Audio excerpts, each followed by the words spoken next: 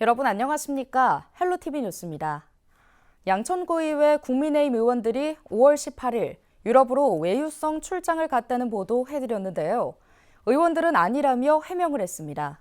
그런데 출장 일정 중 연수 목적을 위해 세 곳의 기관을 방문하기로 했는데 출발 이틀 전 급하게 변경된 것으로 확인됐습니다. 출장 목적에 맞는 견학지는 정하지 않고 관광할 나라부터 정한 게 아니냐는 비판이 일고 있습니다. 김호 기자의 단독 보도입니다. 양천구의회 국민의힘 의원 7명은 지난 18일 유럽으로 해외 출장을 떠났습니다. 의원들이 출장을 위해 작성한 공무국외 출장 계획서에는 동유럽의 문화예술과 관광산업 등 정책 우수 사례를 시찰해 새로운 정책 발굴과 대안을 제시하겠다는 출장 목적이 명시됐습니다. 그런데 출국 직전 공항에서 만난 구의원들은 출장 목적이 유럽의 소각장을 견학하고 노인 복지시설을 방문하는 것이라고 말을 바꿨습니다. 견학 장소가 출발 이틀 전에 바뀌었다는 겁니다.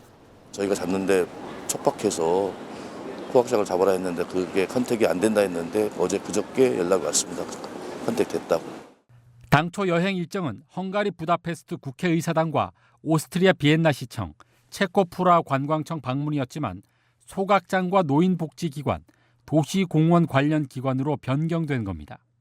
소각장 시설하고 그다음에 어르신들 위한 편의시설이 저희 같은 양천구 신월동 같은 경우는 지금 필요하니까 가서 좀 배워보겠다는 거죠. 이처럼 방문 장소가 변경된 것은 해당 기관이 방문 허락을 하지 않았기 때문입니다. 세 군데는 아마 좀 바뀔 것 같아요. 일정이 안 되죠. 아, 그쪽에서는 방문을 오시면 안 된다 이렇게 답변 오신 거예요? 네네네. 결국 견학 기관이 확정되지 않은 채 여행 일정을 먼저 잡은 뒤 방문이 허락되지 않자 부랴부랴 다른 곳으로 변경한 겁니다. 이 출장 계획서대로 물론 못할 수는 있지만 그것도 하루 이틀 전에 그 내용을 바꿔가지고 간다는 거. 국외 출장의 취지에 멀어지는 건 둘째치고 아예 대놓고 이렇게 외유, 여행, 목적으로 가는 거는 아예 하지 말아야 하지 않을까 하는 생각이 듭니다. 이처럼 주먹구구식 해외 출장 계획을 세웠지만 심사 과정도 허술하기 짝이 없습니다. 의원 공무국의 출장심사위원회 회의에서 헝가리와 오스트리아, 체코 등 세 나라를 목적지로 정한 이유를 묻자 답변이 어렵다는 이해할 수 없는 대답이 나왔습니다. 그럼에도 출석위원 전원이 적정 의견을 냈습니다. 자치구의회가 시민 혈세로 해외 출장을 가는 것은 지역 발전을 위해서입니다.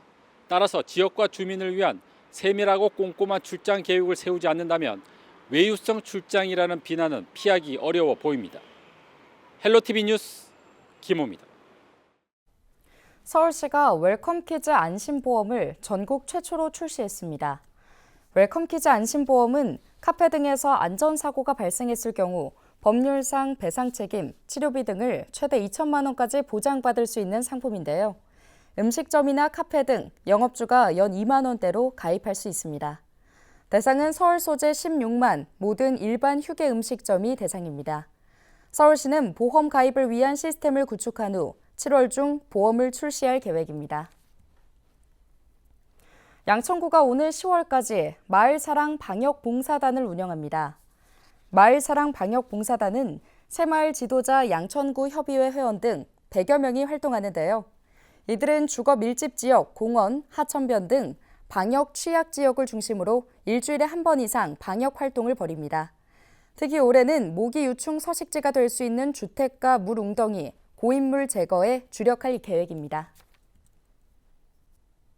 오는 25일 사회적 경제기업 장터 은평 꽃피는 장날이 열립니다. 은평구는 지역 상권 활성화를 위해 은평 꽃피는 장날을 마련했다고 밝혔는데요. 행사는 25일 오전 11시부터 오후 5시까지 롯데몰 은평점 광장에서 열립니다. 사회적 경제기업의 공정무역 제품, 지역 먹거리, 어린이 체험 행사가 준비돼 있습니다.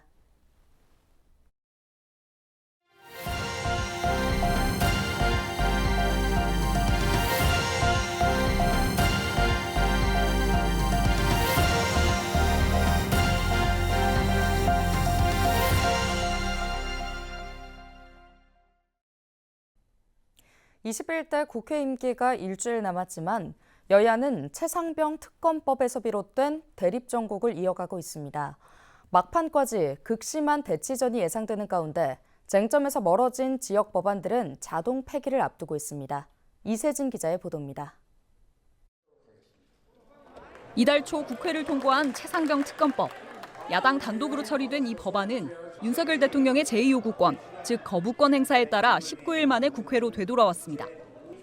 특검법을 놓고 갈라선 여야는 한층 더 멀어졌습니다. 민주당은 당장 다음 주 본회의를 열어 최상병 특검법을 재의결하겠다는 입장이지만 국민의 이름으로 반드시 최병 특검법을 통과시키고 국민의힘은 거부권을 지지하며 팽팽하게 맞서고 있습니다. 여야 합의 없는 특검은 역대 어느 정부에서도 거부당했습니다. 여야 갈등이 극으로 향하는 사이 21대 국회 남은 임기는 이제 일주일 남짓. 반면 처리하지 못한 법안은 16,000건에 달합니다. 이대로 21대 국회가 문을 닫게 되면 상임위에 발이 묶인 법안들은 자동 폐기 수순을 밟습니다. 여기엔 민생은 물론 지역 현안을 담은 법안들도 포함돼 있습니다. 수도권에선 주민 관심사인 메가시티 관련법이나 경기북부 특자도 설치 특별법이, 강원에선 지역민 먹거리와 관련된 군급식 기본법과 폐광지역 특별법이 대표적입니다. 충남에서 밀어붙이던 석탄화력 폐지지역 특별법이나 주민 삶과 닿아 있는 전북 공공의대법, 전남 농안법 개정안도 마찬가지입니다. 고준위 특별법, 남해안권 관광진흥 특별법이나 산업은행 부산 이전 법안 같은 경상 부산권 현안 법안들도 골든타임을 놓치게 됩니다. 여야가 막판까지 대치전에 골몰할 경우 21대 국회 법안 처리율은 30%대에 머물게 됩니다.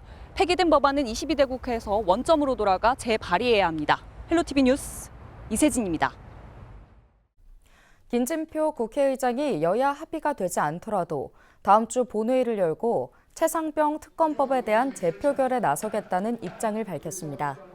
김 의장은 22일 퇴임 기자간담회에서 21대 국회가 끝나기 전에 가능하면 여야가 합의해서 일정을 마련하고 본회의를 소집해야 하지만 합의가 안 되더라도 28일에는 본회의를 열겠다고 설명했습니다.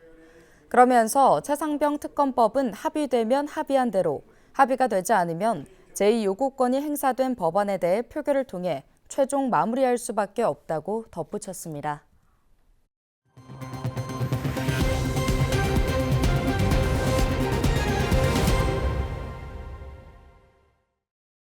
올해 1분기 수도권 지역의 소형 빌라 임대차 시장에서 월세 비중이 역대 최고를 기록한 것으로 나타났습니다. 부동산 정보 제공업체 경제만렙 조사 결과 올해 1월부터 3월까지 수도권 지역에서 발생한 전용 면적 60제곱미터 이하 빌라 월세 거래는 총 27,510건이었습니다. 전체 임대차 거래의 54.1%를 차지한 건데 지난 2011년 이후 1분기 기준 월세 비중이 가장 높습니다. 수도권 소형 빌라 월세 비중은 지난 2020년 1분기 31.5%에서 2021년 32%, 2022년 39.9%, 지난해 49%로 꾸준히 올랐는데요. 경제만렙은 전세 사기로 인해 전세 보증금을 돌려받지 못할 수 있다는 불안감이 지속되면서 수도권 소형 빌라 임대차 시장이 전세에서 월세 중심으로 빠르게 바뀌고 있다고 설명했습니다. 인천시가 올해 본 예산보다 5,700억 원 이상 늘어난 15조 6천억 원 규모의 1차 추가 경정 예산안을 편성했습니다. 인천시는 대중교통비 환급 아이패스와 인천형 아이돌봄 사업, 인천사랑 상품권과 각종 문화체육 지원, 침수 방지 사업 등 시민체감 정책 사업에 약 3,400억 원을 편성했고 블록체인 기술혁신센터 설치와 드론 실증도시 구축, 스타트업 파크 조성 등 미래도시 사업에 약 870억 원을 편성했습니다. 인천시는 또 교통망 확충과 원도심 균형 발전 사업에도 1,600억 원 이상 편성해 올해 사업에 차질이 없도록 했습니다. 인천시 추경 예산안은 시의회 심의를 거쳐 6월 말 확정됩니다. 인천시 최초의 치매 전담 시립 요양원이 계양구 가련동에 들어섭니다. 인천시는 지난 21일 공립치매전담형 노인요양시설 착공식을 열었는데요. 공립치매전담형 노인요양시설 건립은 시민 고령화에 따른 치매 환자 증가로 인천시가 지난 2018년부터 추진해온 사업으로 총 사업비는 223억 원이 투입됩니다. 치매 전담 시립 요양원은 오는 2026년 상반기 중 지상 5층 치매 전담실 96병상 규모로 건립될 예정으로 개인실과 함께 공동 거실이 복합된 치매 전담형 유니트로 설계됐습니다. 인천시는 요양원이 건립되면 현재 각 군구에서 운영 중인 치매 안심센터와 주간 보호센터, 인천 제1, 2 시립 노인 치매 요양병원과 함께 공공 기반 시설 구축을 통한 통합적인 치매 돌봄 서비스가 가능해질 것으로 기대하고 있습니다. 경기도가 통합 ERP 시스템을 구축한다고 밝혔습니다. ERP는 기업 내 재무, 회계, 인사 등 경영 활동을 통합적으로 관리하는 기업의 자원관리 시스템인데요. 도는 경기도형 준공영제 시내버스 공공관리제를 시행하면서 투명하고 신속한 비용 정산을 위해서는 통합 ERP 시스템 구축이 필요하다고 판단했습니다. 경기도는 2027년부터 도시 내 버스 전 노선이 공공관리제로 전환되는 만큼 통합 ERP 시스템을 신속하게 구축하겠다는 계획입니다. 또 과속, 급제동 등 운전자별 위험운전 행동을 측정하는 어플리케이션 기능도 도입해 위험운전을 방지하고 정비비, 연료비, 보험료 등 운송 비용을 절감할 예정입니다. 경기도는 사전 공모를 통해 의정부시 등 14개 시군에 약 100곳에 경기도 생활밀착형 청년 공간을 지정해 운영할 예정이라고 밝혔습니다. 도는 기존 청년 공간 이외에 청년들의 생활 반경 내 쉽게 이용할 수 있고 선호도가 높은 카페, 공방 등 민간의 공간을 청년 공간으로 추가 활용하기로 했는데요. 생활 밀착형 청년 공간이 들어설 지역은 의정부시와 양주시, 동두천시 등 14개 시군입니다. 현재 운영 중인 청년 공간은 스터디룸, 창작 휴식, 취창업, 동아리 등의 프로그램을 운영하며 지난해 약 43만 명이 이용했습니다.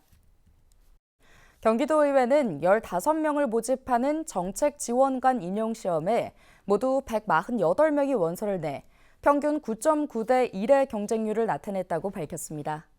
9개 전문위원실별로 자격 기준을 달리해 1명에서 3명씩 뽑는데 문화체육관광위원회에 29명이 지원하면서 14.5대 1의 가장 높은 경쟁률을 기록했는데요. 최종 합격자는 서류 전형, AI 역량 검사, 면접 시험 등을 거쳐 5월 31일쯤 발표하며 6월 이후 임용합니다. 임기는 1년이며 근무 실적에 따라 5년의 범위에서 채용 기간을 연장할 수 있습니다. 인천시가 광역자치단체들 중 처음으로 위치 정보가 취약한 지역 등산로에 도로명을 부여했습니다. 인천시는 22일 시민의견과 관련 기관의 의견 청취를 거쳐 시민 이용도가 높은 문학산 등산로 일부 구간에 문학산 애움길이라는 도로명을 부여해 고시했다고 밝혔는데요. 등산길 도로명 부여는 숲길 보행자 안전과 경로 안내 등 위치 정보 제공을 위한 것입니다. 위급한 상황에서 구조 구호에도 활용할 수 있습니다. 인천시는 시민들이 자주 이용하는 숲길과 산책로 등의 도로명 부여를 확대할 계획입니다. 서울시가 중장년 일자리 박람회에 참가할 기업을 모집합니다. 서울 중장년 일자리 박람회는 7월 22일 동대문 디자인 플라자에서 열리는데요. 서울시는 중장년 구직자들에게 더 많은 취업의 기회를 제공하기 위해 일자리 박람회를 개최하고 있습니다. 지난해 처음으로 열린 중장년 일자리 박람회에는 61개 기업과 2천여 명의 중장년 구직자가 참여했습니다. 올해 박람회 참가 기업 중 사전 희망 기업에는 채용 포털 인크루트 내 인재 검색 서비스가 무료로 제공됩니다. 일자리 박람회 참가를 원하는 기업은 6월 12일까지 50플러스 포털에서 신청하면 됩니다. 경기도는 경기 융합타운 청사 주변 커피 전문점과 함께 다회용 컵 보급과 운영에 나섭니다. 경기도와 경기도의회는 올해 4월부터 QR코드를 담은 다회용 컵을 제작해 청사 안팎 일회용품 줄이기를 확대하고 있는데요. 현재 다회용 컵 사용에 동참한 커피 전문점 5곳 이외에 추가로 참여할 인근 매장을 발굴하고 컨설팅도 진행하고 있습니다. 뉴스 마칩니다. 고맙습니다.